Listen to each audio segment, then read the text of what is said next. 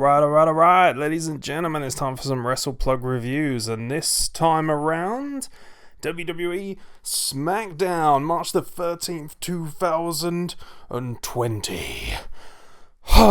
Dear, oh dear, not really, just out of necessity, very difficult for us to talk about SmackDown this week, because obviously with the coronavirus and everything, SmackDown was moved to the Performance Centre. However, it was an empty arena. Michael Cole on comms, joined by Triple H for the majority of the show, doing colour commentary. And, tough show to really talk about. Some good content, though, to be fair.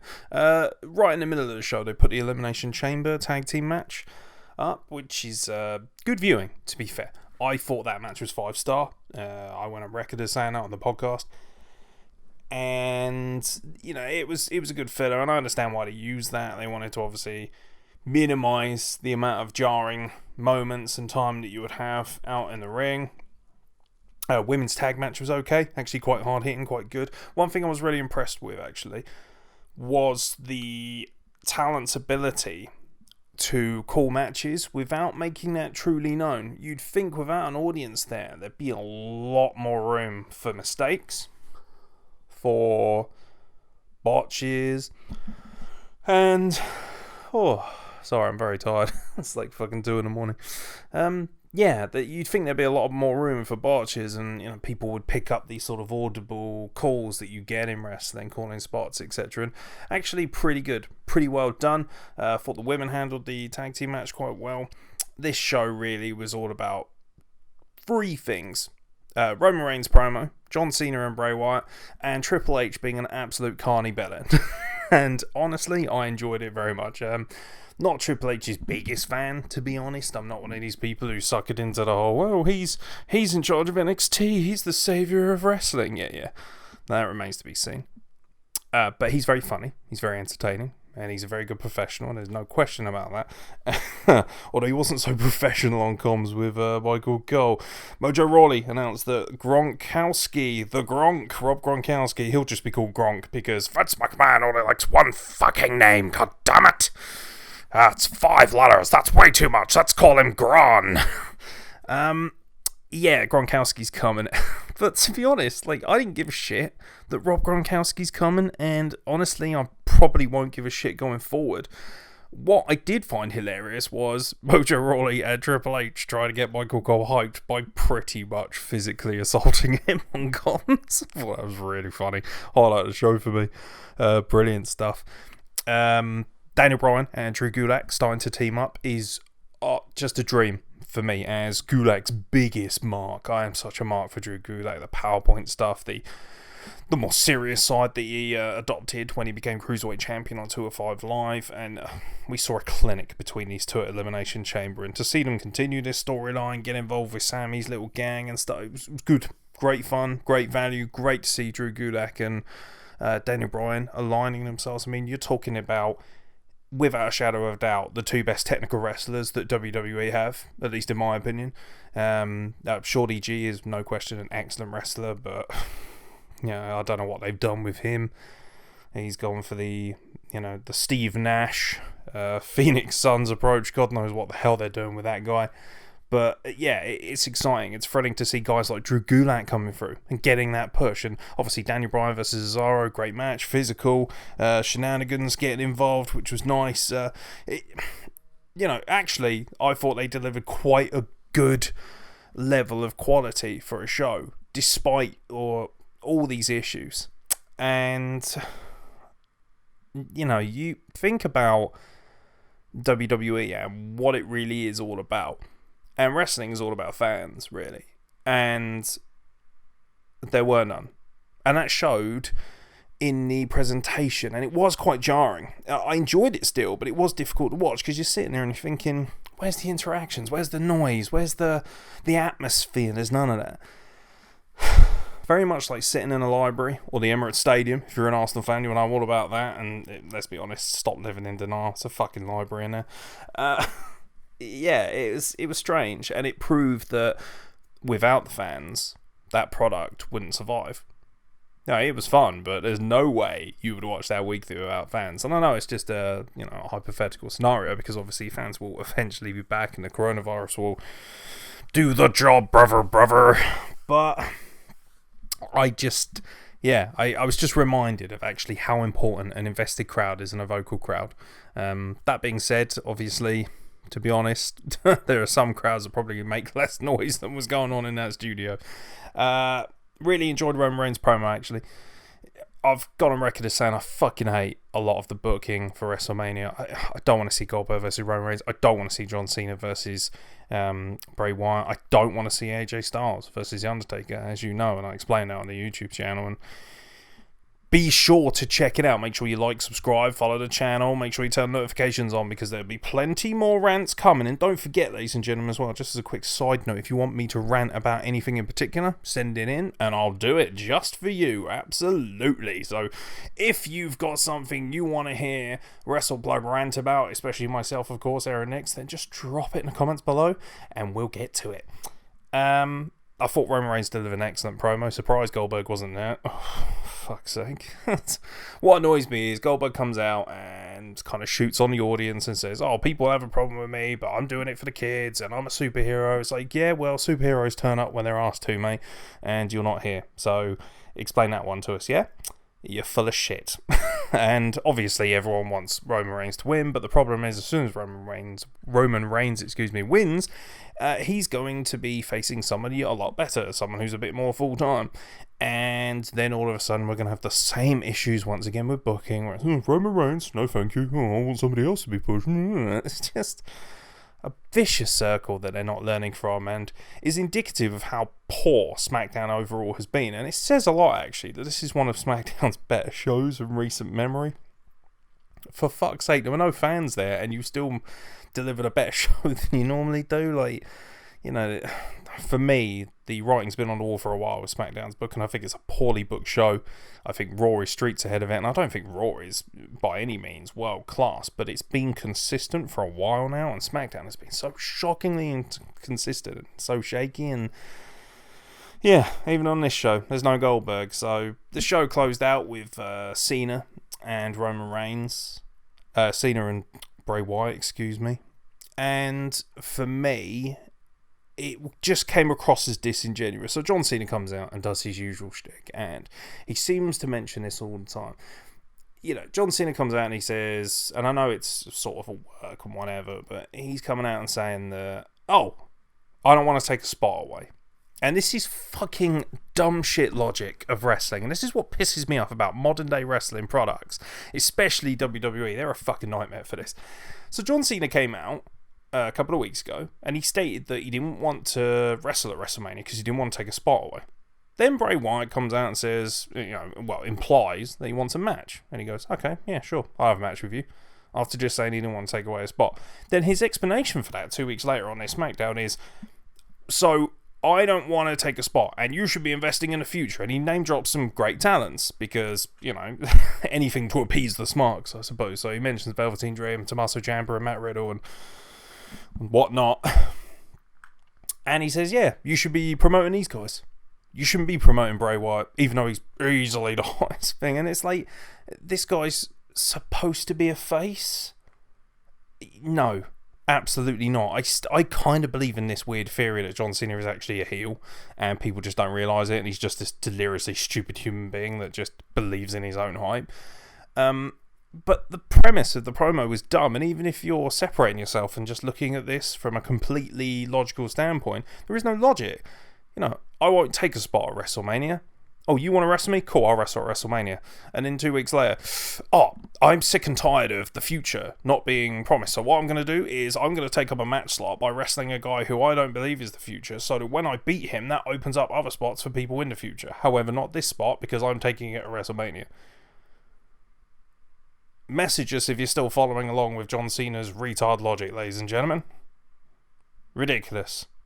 Utterly fucking ridiculous. Like, at no point does he come across as genuine or believable in what he says, and that's what winds me up. When people are just, I get it, John Cena is a huge mark, and people are dazzled by the bright lights and the bright fucking t-shirts and everything, and I think John Cena's got one of the best work ethics of anyone to ever step foot in a wrestling ring. There is absolutely no question about that, but he's never been that good a worker for me. Ultimately, all of his great matches, and people always say, oh, he's Big Match John, he always has great matches.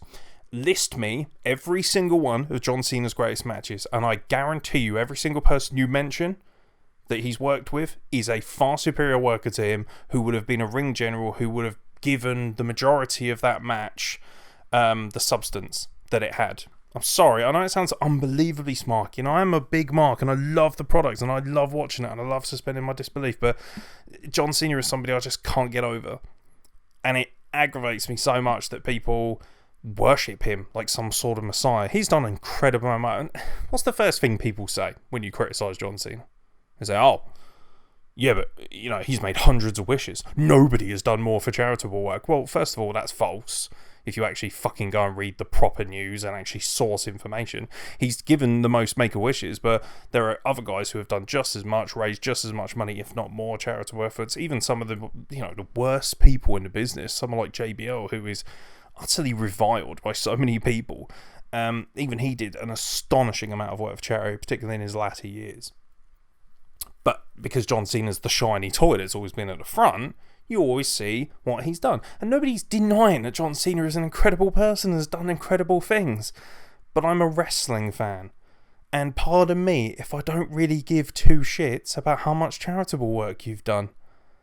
You know, I'm far more impressed by average Joe on the street who goes and runs a London Marathon and earns loads of money for charity. I know it sounds really obnoxious and people aren't going to like this, but it's the fucking truth. And if you don't like the truth, well, you should go and bury your head in the fucking sand, because the reality is that John Cena is a wonderful person, but he is not the be-all and end-all, and he has continuously, especially in the past few years, got in the way of other talents getting over. And he's out here talking shit about, oh, you've got to make new superstars, you've got to invest. They did try and invest in other talents. And then you come out and with your smarky, bright light bullshit, run people down in promos. I've lost count of how many times I've seen a John Cena promo where he's made some snide remark or talk trash or talk shit. He thinks he's trying to elevate people, but what he's actually doing is he's not giving people the correct rub. I remember, you know, how he came out and he tried to run down Daniel Bryan saying, oh yeah, you're going to wrestle in little bingo halls and things like that. And that backfired on him because Daniel Bryan was just too good for him. And when it came down to it, they delivered an incredible match. John Cena can work, he's just not that great a worker. I will absolutely and happily die on that fact because I believe in that. Absolutely, I believe John Cena is not the best worker by any means, and he's not a fantastic wrestler, he never has been, and I'm a wrestling fan. I'm not a charitable enthusiast fan. I've done a lot for charity. Loads of people I know have done a lot for charity. That is not the be-all and end-all, and the fact that people use that as the first point of argument when they talk about John Cena, oh, did you not know how much charity work he does? Congratulations, Cristiano Ronaldo. Do you know who else did a lot of charity work? Jimmy Savile, mate. Yeah, that worked out well. No, before anyone jumps on me for that, John Cena is obviously not that human being, or at least we hope not. You never know what comes out when people have disappeared. Vince McMahon, I'm watching you, brother. But it's not the be-all and end-all, and the fact that people hang their hat on it is dangerous because we've seen that can backfire. That's my point with the Jimmy Savile thing. Obviously, John Cena is not Jimmy Savile, so if you come at me in the comments with, how dare you fucking relate to him as a paedophile, that's not what I'm fucking doing. Listen to the fucking content. It annoys me, and I'm sick and tired of seeing people like John Cena and Goldberg and The Undertaker clogging up the card. Don't come out here and talk about promoting stars. Get out of the fucking way. You're doing great for yourself. You're a movie star now. I don't need to see you. I really don't. I don't need to see John Cena versus The Fiend. We could have avoided a lot of this nonsense. You know, we could have just said, fuck off, Goldberg. And we could have, you know, I see people arguing, oh, Goldberg's a star. Goldberg makes money. Goldberg's a believable badass. You already got that. It's Brock Lesnar. I like Brock Lesnar. A lot of people don't. I think Brock Lesnar's great. And he obviously draws an astonishing amount of money. You don't need Goldberg as well. You don't. And I would rather take a hit now in terms of monetary and finance and economics to garner even more money later down the line because you invested in the right talent right now. Because in 5 years' time, it should be people like Gargano and Ciampa and Riddle and all those people you mentioned, Velveteen Dream. They should be the stars. They should be the Austins and the Rocks of our modern era. They should be the people that are out there front and centre. And instead, we're still getting the same guys over and over. And that's what punctuated SmackDown for me, was that fact. And you got a cheap little rant in there as well. You got a cheeky rant. Normally we leave those for WrestlePlug rants, so you're very lucky to get that rant. And no doubt I look forward to your litigation and everyone blowing up and saying, did you hear that guy on WrestlePlug referred to John Cena as a well-known paedophile? It's like, no, I didn't. What I'm saying is, that's an example of how you shouldn't just hang your hat on charity. And I feel so disappointed that if WrestleMania goes ahead, great. Obviously, I don't want people to be out of pocket. I want people to enjoy WrestleMania, and I'm sure the event itself, the spectacle, and everything that goes with it is amazing. Co-hosts on this podcast have been to WrestleMania. They tell me all about it. It's fantastic, and I wish everybody love and success and positivity. Have a great time if you do get to go. Now, if it is cancelled, I'm not going to lose any sleep over not seeing those 3 matches, because those 3 matches are garbage as far as I'm concerned, and I can guarantee you they'll be 3 of the worst matches on the card. You can't honestly sit there and tell me that AJ Styles versus Undertaker is going to be anything more than an embarrassing spectacle. It's really disappointing that WWE has chosen to take this direction. And the insincerity of some of the things really pisses me off. Let's not act like... Don't get me wrong, I'm not a huge AEW mark. I watch AEW. I love WWE and AEW equally. I watch both and I enjoy both. I watch loads of product. Loads of it, as you'll notice as this YouTube channel goes along. But I am not going to hang my hat and my pride and the be-all and end-all of what I love in wrestling on WWE, because it has proven itself to have a miserable track record.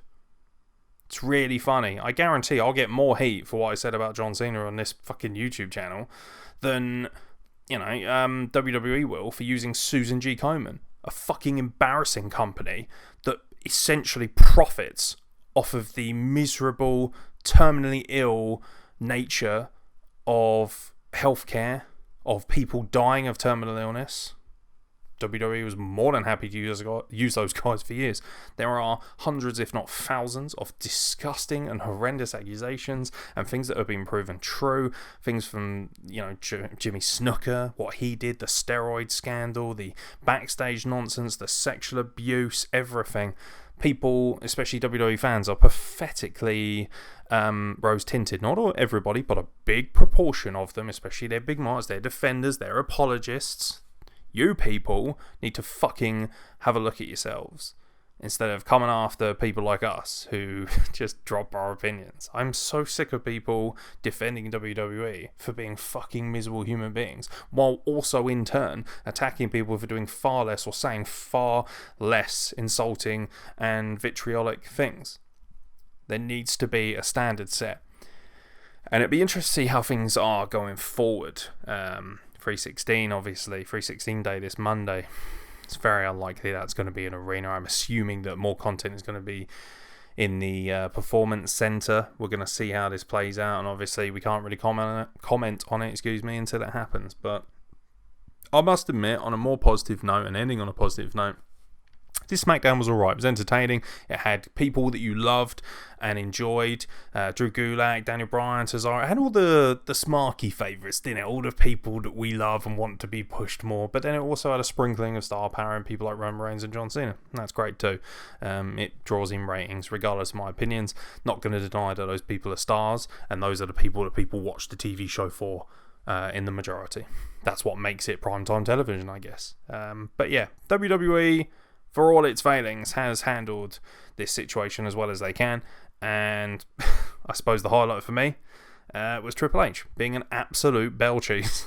I thought that was very funny. It was good stuff. So, like I've said, ladies and gentlemen, if you enjoyed this rant, please subscribe, like, follow, share this link with people, tag your friends, let them know about it, We're unadulterated, we're uncensored, we're unedited. So all the audio errors that you might have heard during this podcast, they'll still be in there too.